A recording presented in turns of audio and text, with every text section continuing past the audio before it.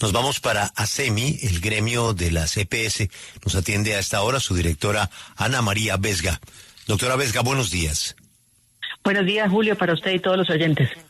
Doctora Ana María, con la salida de todas estas EPS, ¿qué porcentaje de sus afiliados se van? El 50%. Y doctora Vesga, con el 50% y sin el control de estas, o sin el control no, porque usted no controla, sin precisamente el apoyo de estas que se van, ¿qué tan viable es ASEMI? Pues Julio, total, yo creo que ha sido una realidad que la evolución del sistema pues ha derivado en estos últimos años, y parte de lo que dijo la Corte ayer, en estas intervenciones que se han provocado por un tema radical y estructural de desfinanciamiento. Y en el caso particular de ASEMI, pues 5 de sus EPS fueron intervenidas durante este último año. Y ahí hay pues posiciones diferentes, y yo creo que es claro que cuando usted es un gremio, pues tiene que tener coincidencia de criterios, coincidencia de ideales, y esta decisión que toman, que es una decisión que el gremio respeta y que desde luego pues es unilateral de su parte, pues expresa un poco eso. Entonces, ellos seguirán en su ejercicio de sacar adelante esas intervenciones, y nosotros seguiremos en el ejercicio de seguir defendiendo el sector, el aseguramiento y la participación del sector privado en el sistema de salud. Claro, pero doctora, son EPS intervenidas, o sea, esto es más una decisión del gobierno que de cada una de las EPS en su autonomía. Bueno, pues eso no lo sabemos. Obviamente la manifestación la han hecho cada una de manera individual. Si atrás de parte del gobierno hay alguna instrucción, no lo conocemos.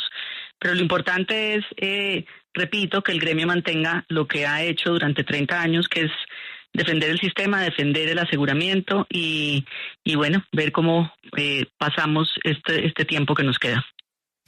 Defensa que se va haciendo cada vez como más compleja, doctora Vesga. Y quisiera precisamente tocarle este tema de la UPC y la orden que da la Corte Constitucional ayer. Tengo entendido, ya el Ministerio de Salud está avanzando en mesas técnicas precisamente para atender esa orden. ¿Qué información tiene usted? ¿Se han comunicado ustedes con el Ministerio de Salud para que se haga ese reajuste de la UPC? ¿Qué nos puede contar? Bueno, yo creo que el auto de la Corte es un espaldarazo a lo que desde muchas orillas hemos venido insistiendo sobre el desfinanciamiento de la UPC. La Corte le ha dicho al gobierno no solamente que tiene que revisar la UPC del 2024, sino que tiene que hacer desde atrás la revisión desde el 2021. Hay un rezago en el sistema billonario. El gobierno tiene un plazo perentorio para convocar una mesa técnica, y no solamente una mesa técnica, para reformular la metodología, para establecer mecanismos de seguimiento.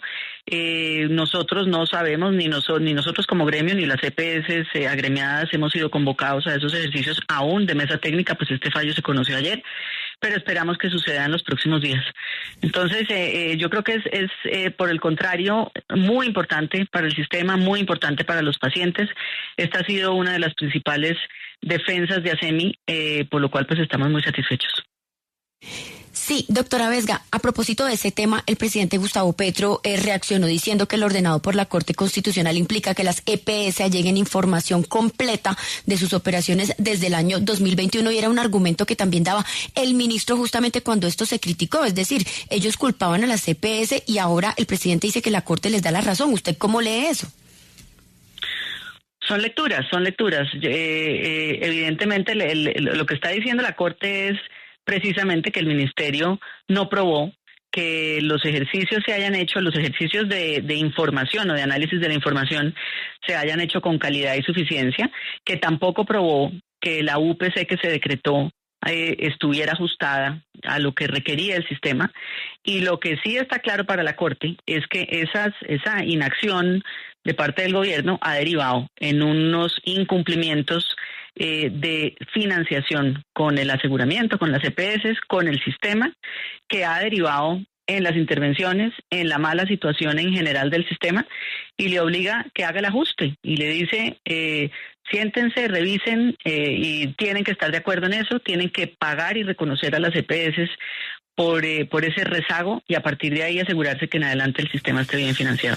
Doctora Vesga, de fondo en esta pelea que hay entre el gobierno y las EPS, más allá de la reforma a la salud, pues están los argumentos que cada uno presenta para que le den la razón. Y el gobierno ha dicho que detrás de este aumento del más del 5% es que mucho de lo que se le gira a las EPS se va en corrupción, que es un desangre que hay. Un reciente informe de la ADRES revelado por el gobierno habla de cifras escandalosas.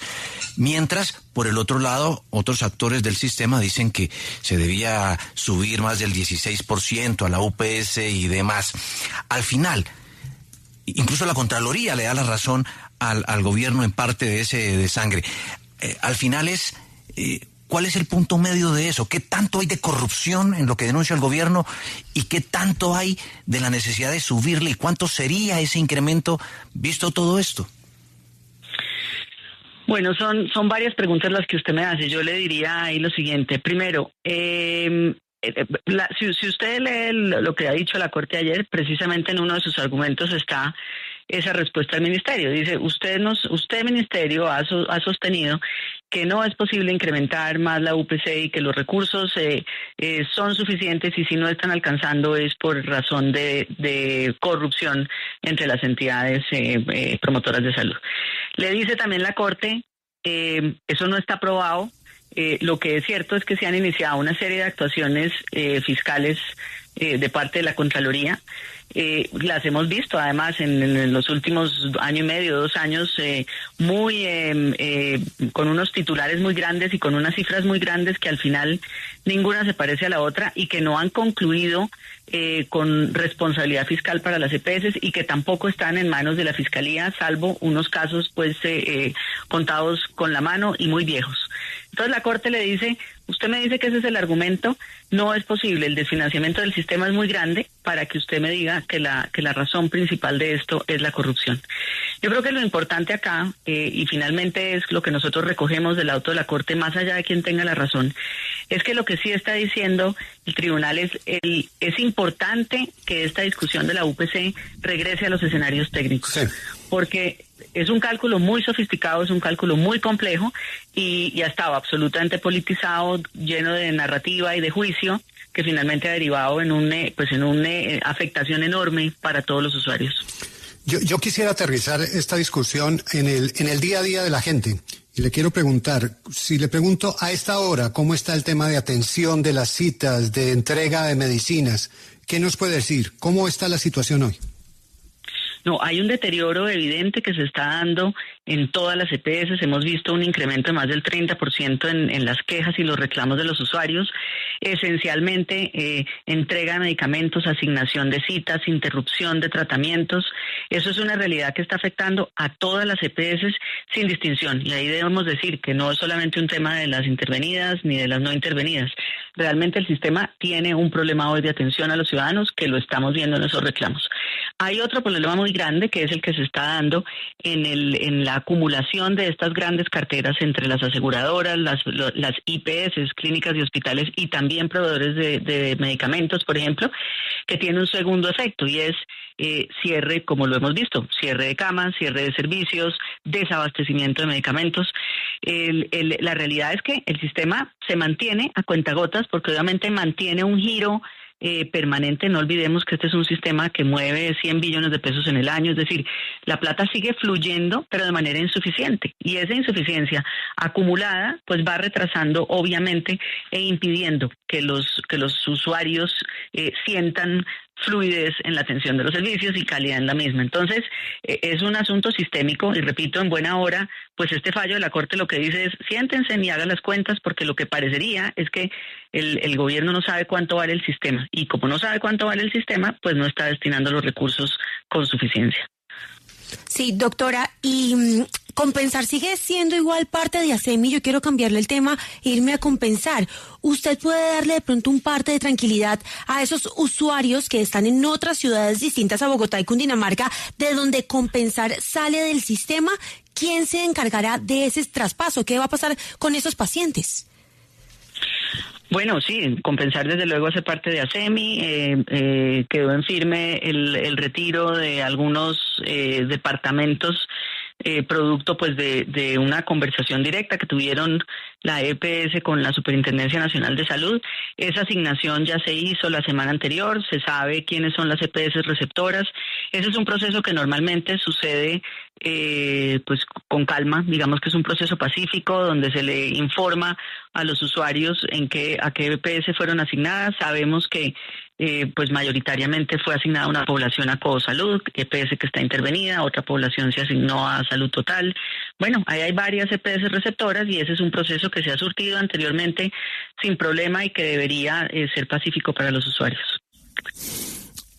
Doña Ana María, el artículo 49 de la Constitución es claro. La atención de la salud es un servicio público a cargo del Estado, al que le corresponde organizar, dirigir y reglamentar la prestación de servicios de salud a los colombianos. Hoy día, el gobierno Petro, el ministro de Salud, Guillermo Alfonso Jaramillo, está yendo en contravía de la Constitución.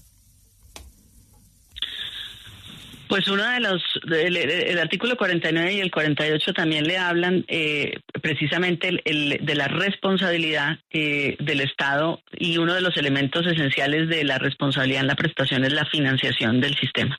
Cuando tenemos dos autos en los últimos 8 días, donde la Corte le está diciendo al gobierno, usted ha incumplido en los dos componentes que hacen posible esa financiación, el cálculo de la UPC, el cálculo adecuado de la UPC y el cálculo adecuado y pago oportuno de los dineros que financian el no PBS, que es lo que todos conocen como presupuestos máximos. En 8 días, producto de un seguimiento muy juicioso que ha hecho la Corte, se ha declarado el incumplimiento general. Es decir, hay esa orden de asegurar financieramente la atención en salud para la población no se está cumpliendo, y eso es lo que tenemos en este fallo del día de ayer. Doctora Ana María, feliz mañana. Muchas gracias. Julio, muchas gracias. Igual para ustedes.